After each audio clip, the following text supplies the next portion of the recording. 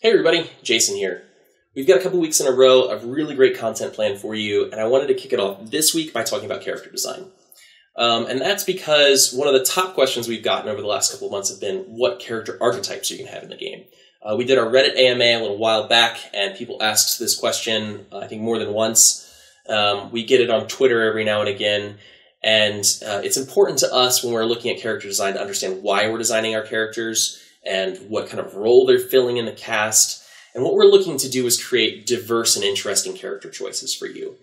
We want everyone who plays our game to find a type of fun and a personality and a visual design that speaks to them and gets them excited to play.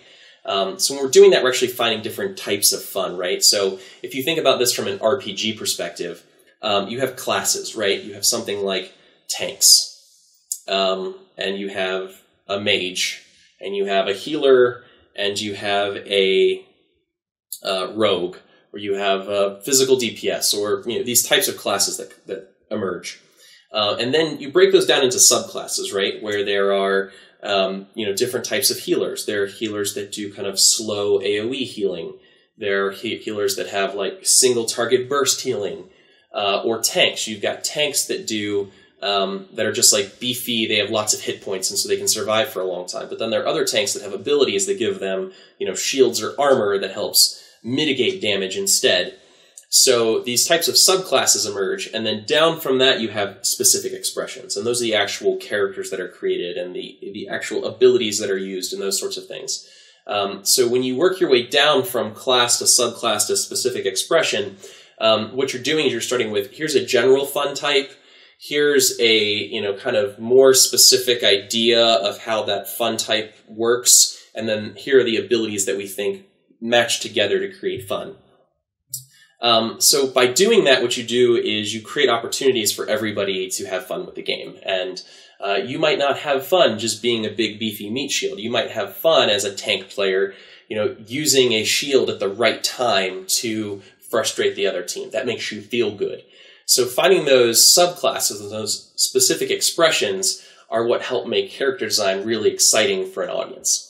And that also generates depth in the gameplay. So if you're somebody who doesn't really care about the skin that is on the character and the names of the abilities, if you're not the type of person who's enamored with the lore of a game world and all you care about is the expression of the gameplay in a competitive setting, well, creating a diverse and interesting set of characters actually creates depth, because it means that you can't do the same thing over and over. It means you have to optimize against lots of different options and make interesting choices.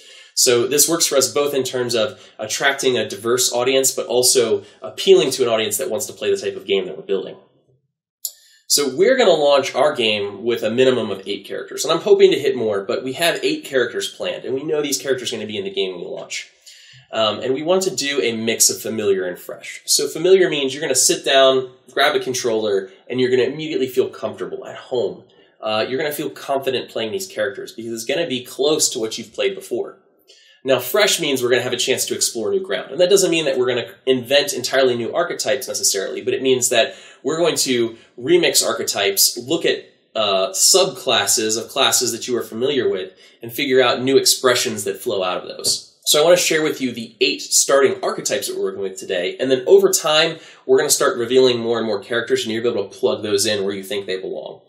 And kind of figure out what character is going to speak to you that you're going to be excited to play with the day the game comes out. So we've already revealed our Speedy Brawler. That's Ashani. And Ashani's probably about, 30% familiar to you in terms of her gameplay, and then 70% fresh. We're doing some interesting things with her, but she's going to feel like Speedy Brawlers that you've played with in the past. Our second one is super familiar, and that's a space animal. So we think the space animal has kind of become an expectation of this genre, right? It started with Fox back in Smash Bros. 64, but that's been expressed in multiple games now, all the way through to a game like Rivals of Aether, where they have Zetterburn, which is clearly their take on what the space animal looks like in their universe. So we're creating a take on what a space animal looks like in our universe, and bringing that character to life in a way that still feels, very familiar, but a little bit fresh. So it's probably 70% what you've come to expect, and 30% something new. Third is another kind of familiar character that you're gonna see in our game is a sword fighter. So this is a character that has very smooth movement, carries that long sword, We reward you for having great spacing, and you've got those really satisfying KOs, those like chunky, beefy hits that get you the kills that you're looking for. So we're going to bring a sword fighter to life in our game. So those three are the most familiar character archetypes that you're going to see, and you'll probably see some version of all of those characters before the end of this year. Now, we're going to branch out from there, though, and one of the big requests that we've actually gotten is not just a sword fighter, but can you give us a fighter that uses a weapon that's not a sword? So we're doing that, and I'm actually in the process of designing that character right now, both from a gameplay perspective with Adam and with Josh and his artists on the visual design side. So we're working on bringing those things together right now, and I'm excited by what we're coming up with. So we've got a couple of different ideas on the weapons. We're still exploring that design a little bit, but if you have any ideas, please put it in the comments and let us know. So fifth is a grappler, and I think we're exploring new design space for this character also. So if you look at the Smash games, Donkey Kong is kind of this archetype. But we want to bring in some more of that like Zangief or Potemkin flavor to the platform fighting genre, and this is actually Zana.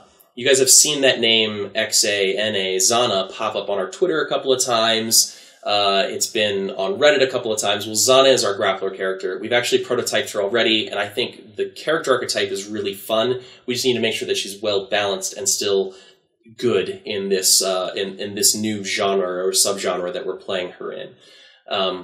So we have Speedy Brawler, Space Animal, Sword Fighter, Weapon Fighter, Grappler. The next two are a little bit more challenging from a design and tuning perspective, but we've got a Projectile Master in the game. So that's somebody like Link, Samus, or even Snake.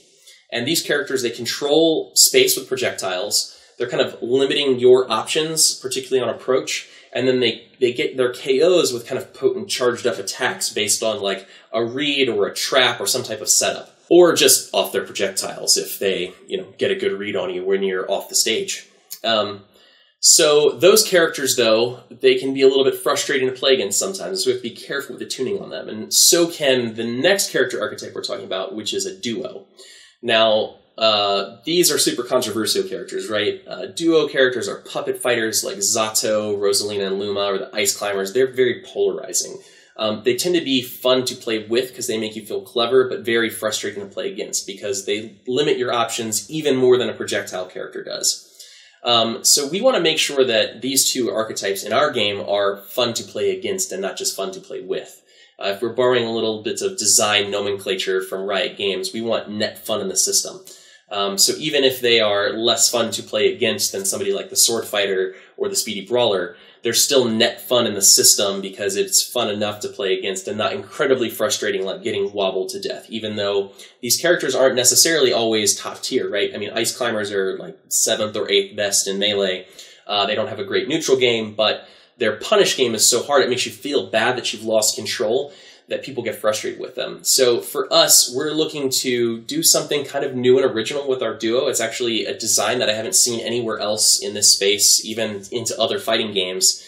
We're focusing on making sure that you can still feel that feeling of cleverness and fun utilizing these characters, but we don't break the holy trinity of attack, block, grab. So that puts us to 7. And our 8th is a floaty character. So these characters have low weight, low fall speed, and they have abilities that let them delay engagement or disrupt the engagement of their opponents. And if you look at kind of the first batch of characters we were talking about, these were kind of the higher pace, faster, chunkier, attacked characters like the Speedy Brawler and the Space Animal and the Sword Fighter. These characters are kind of in your face. And then kind of the later archetypes are ones that are a little bit less so. So again, we want to do something a little bit more original with our floaty. We want to capture the essence of this this archetype without being frustrating to play against, but we do want to reward this style of fun. And that's, again, to link it back to the beginning of the conversation, finding different types of fun, whether that fun is I'm in your face, comboing you constantly, I have a really interesting punish game, I have the ability to get up on you and grapple you and throw you and do cool things off of throws. I'm controlling space and feeling clever. Like, these are all types of fun that we want to have expressed in our game so that different players can all have fun digging in and understanding what our game is about when they're playing it. Now, we have these 8 planned, but these aren't the only 8 that are going to be in the game. We have a character pipeline we're putting together that's going to take us years beyond launch, and there's lots of other character designs that we want to explore. The team regularly tosses me, hey, Jason, what about this character? What about this character idea? What about this visual design? Is there a cool design idea that you would come out of if you looked at this picture of a character? So we've got a backlog of character ideas. We already have some more sort of planned that happen after these first 8. But if you have any ideas about what character archetypes we're missing that you would really like to see, let me know in the comments. And maybe if enough of you say it, you'll convince me that it needs to be one of the first characters after these 8. And the team will dive in and start designing them once we get a little bit further along with the 8 that we're working on now. But this is just the start of a whole lot of cool character stuff. We're going to be revealing some new art and maybe even a new character over the next couple of weeks. Next Thursday, I'll be back to give you an update on Ashani with some stuff that Josh has been working on. So make sure that you follow us on Facebook, Twitter, like and subscribe on YouTube, and stay with us because next week and the week after and for many weeks to come, we're going to have some cool stuff to show you, and we hope you're paying attention. You're one of the first to know. So thanks for being with us this week, and I'll see you soon. Bye. Hey everybody, Jason here, and joining me this week is Josh as a super special guest. Josh is joining Wavedash as our brand new art director.